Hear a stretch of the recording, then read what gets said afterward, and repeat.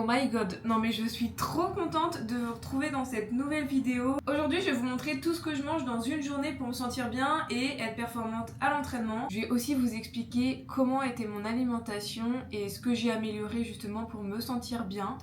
Donc on commence dans le vif du sujet avec mon petit déjeuner, vraiment. J'aime trop, alors oui, il y a beaucoup d'informations dans cette assiette. Donc il y a des haricots verts, de la patate douce, 3 œufs, un demi-avocat, de la mâche et une autre sorte de salade mélangée avec, des petits bouts d'abricot dessus. Avec ça, je me suis préparé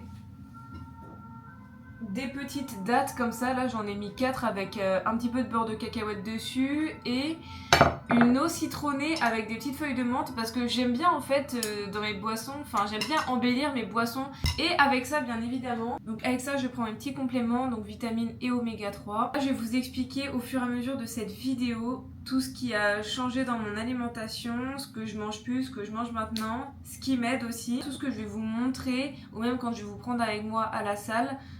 Ça n'est pas pour but voilà, de faire genre en mode faites comme moi. Non, vous pouvez vous inspirer et bref. Je vais tout vous raconter au fur et à mesure. Donc voilà, je vais manger ça tranquillement et après je vais aller à la salle parce qu'il est déjà 8h30 donc je ne veux pas encore trop tarder. Code Faye Le Galdi sur Gymshark. Et vous voyez, ce que je voulais vous dire c'est que genre... par exemple, mon assiette là, elle était bien chargée, mais je sais qu'avec ça, je peux vraiment bien m'entraîner ou bien commencer ma journée. Et en fait, elle était bien remplie, mais que de bonnes choses.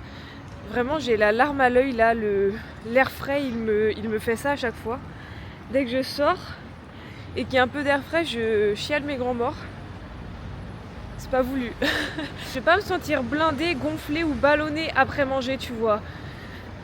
Pour vous donner un exemple, je vais essuyer mes larmes parce que là, c'est n'importe quoi. Avant, par exemple, au petit-déj, je prenais genre 2 œufs, 2 tranches de bacon avec du pain. Et en fait, premièrement, le pain, je ne le digère pas très bien. Et le bacon, bah en fait, c'est pas que je digère mal, c'est que c'était hyper gras pour moi le matin. Et donc au final, après manger, je me sentais... mais ça continue. Je me sentais voilà, un petit peu lourde. Et en plus, en fait, j'avais pas un apport suffisant en protéines et en bons glucides. Donc du coup, bah forcément, à mon entraînement, je me sentais pas bien. Au bout du premier exercice, j'étais KO littéralement. J'avais plus d'énergie en fait pour pouvoir m'entraîner. Et si vous voulez, avec ça, bon... je prenais quelques myrtilles, mais en fait, c'était pas un repas complet et suffisant pour pouvoir performer à la salle. Et ça, je m'en suis rendu compte plus tard. Il y a tout ce dont j'ai besoin dans cette assiette-là pour pouvoir bien m'entraîner. Et c'est pour ça, en fait, je pense que c'est propre à chacun. Si ça se trouve, pour tel individu, dans mon assiette, il y aura beaucoup trop de choses pour elle. Si ça se trouve, pour l'autre individu, ce sera pas suffisant. Vraiment apporter tout ce dont on a besoin à notre corps en fonction de nous, pas en fonction de l'autre personne. Et si je vous dis ça, c'est parce que avant vraiment, je me comparais énormément à ce que mangeaient les autres. Je répète, mais ça c'est parce que moi ça me convient, mais toi ça te conviendra peut-être pas. Et c'est pareil pour les entraînements. En fait, j'ai une façon de m'entraîner qui ne va peut-être pas convenir à un autre individu. Vraiment, il faut juste s'adapter à son rythme, à ce qu'on fait, à ce qu'on aime faire. Vraiment, avant à la salle, je me forçais à faire certains exercices parce que telle personne le faisait et avait des résultats. Et en fait, moi, je voyais pas les résultats parce que juste, j'avais qu'une seule hâte, c'était de finir cet exercice et de quitter la salle, littéralement. Donc maintenant, je fais vraiment que les exercices qui me plaisent. Et vu que je prends du plaisir à faire ces exercices-là, bah en fait... du coup, je suis trop contente et je performe encore plus. Et j'ai envie d'augmenter la charge sur cet exercice-là, par exemple. Et ainsi de suite. Et donc, ça fait que je progresse. Alors oui, par contre, il y a une différence entre faire les exercices qu'on aime et sortir de sa zone de confort. Mais c'est pas parce que je fais un exercice que j'aime que je ne sors pas de ma zone de confort. Donc là, je vais aller à la salle m'entraîner. Je vais faire séance dos. Je sens que j'ai vraiment envie d'entraîner mon dos, là. En fait, je pense que j'ai envie de reprendre ma semaine d'entraînement tranquillement parce que je crois pas que je vous l'ai dit. Putain, j'ai mal au bras. Je crois pas que je vous l'ai dit, mais en gros normalement je devais m'entraîner avant-hier et hier, mais j'avais des règles beaucoup trop douloureuses et justement ça aussi je voulais vous en parler. Vraiment, j'ai un paquet de choses à vous raconter, c'est une dinguerie. Mais vraiment, en fait, par rapport à avant, maintenant, j'ai vraiment appris à m'écouter pendant mes règles. C'est-à-dire qu'avant, je me blindais de médicaments et j'allais quand même à la salle. Et là, avec le recul, je suis en mode, mais comment ça? Mais qu'est-ce que je faisais? Genre vraiment la pire connerie ever à faire à son corps. Et voilà, en fait, j'allais m'entraîner sous grosses règles.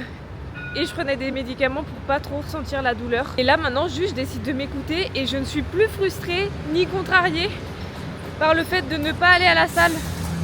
Et c'est hyper important en fait juste d'écouter son corps. Bon, je voulais vous en parler après mon entraînement, mais j'ai trop envie de vous en parler maintenant. Et en fait le truc c'est que vraiment, même je le savais pendant mon entraînement, j'avais pas d'énergie, je me sentais pas bien et tout.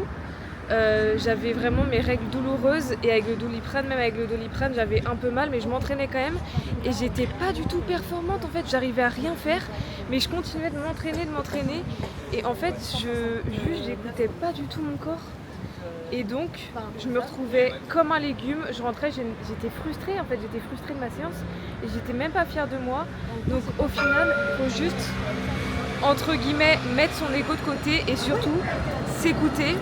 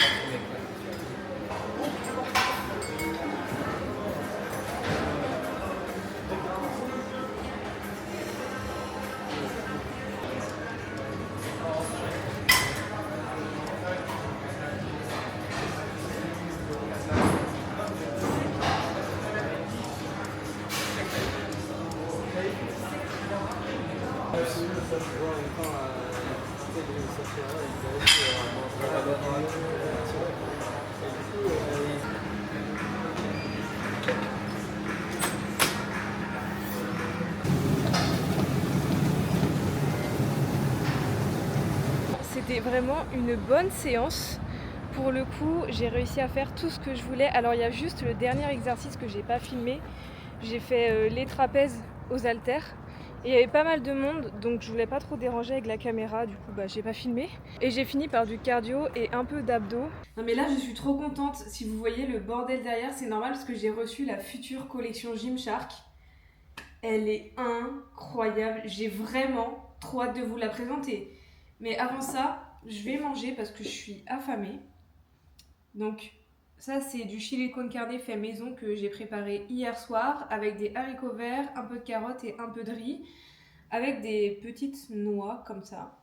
Et en dessert du coup j'ai de la mangue, bon là elle est surgelée, je vais attendre que ça décongèle un petit peu. Comment je sais plus parler, ça y est, j'ai trop faim là, je sais même plus parler. Normalement j'achète de la mangue au marché, mais là il me restait plus que de la surgeler dans le frigo, donc je vais manger ça et c'est mon fruit préféré. Donc en fait il m'en faut toujours, que ce soit de la mangue fraîche ou de la mangue surgelée, il m'en faut absolument chez moi. Donc je vais littéralement me régaler. Aussi, j'ai vraiment pris l'habitude de manger dehors sans mon téléphone et franchement, ça me fait un bien fou.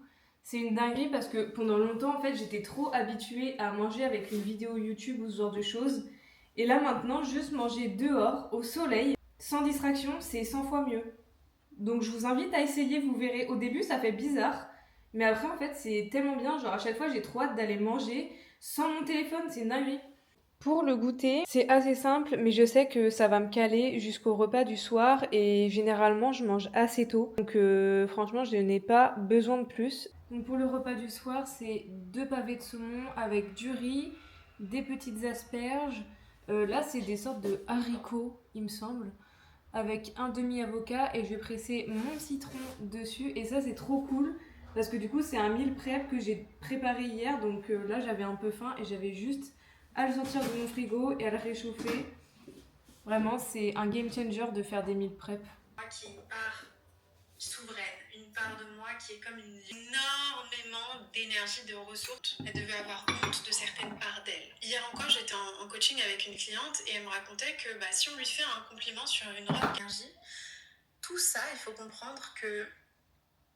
Vraiment, les moments que je préfère dans ma journée, c'est quand je me prépare un thé ou une infusion. Et là, je me suis préparé une infusion Rooibos parce qu'on est le soir et si je bois du thé, je vais juste pas dormir en fait. Donc avec mon Rooibos, je me prends un petit carré de chocolat noir et ça se marie super bien avec le Rooibos parce que dans mon mélange, dans mon mélange, il y a de la cannelle, de la cardamome. En gros, c'est un peu le même mélange d'épices que dans le masala chai. Donc forcément, c'est hyper réconfortant, vraiment, je suis trop fan. Donc je vais me poser avec mon infusion et mon petit carré de chocolat et je vais lire un livre.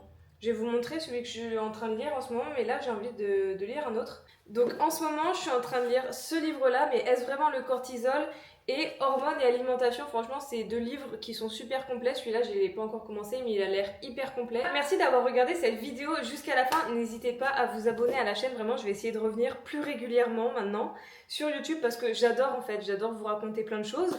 Donc, j'espère vous retrouver d'ici 2 semaines, 2 semaines et demie. N'hésitez pas à liker aussi cette vidéo si vous avez aimé. Merci aux personnes d'être restées jusqu'à la fin et on se retrouve dans une prochaine vidéo. Ciao ciao!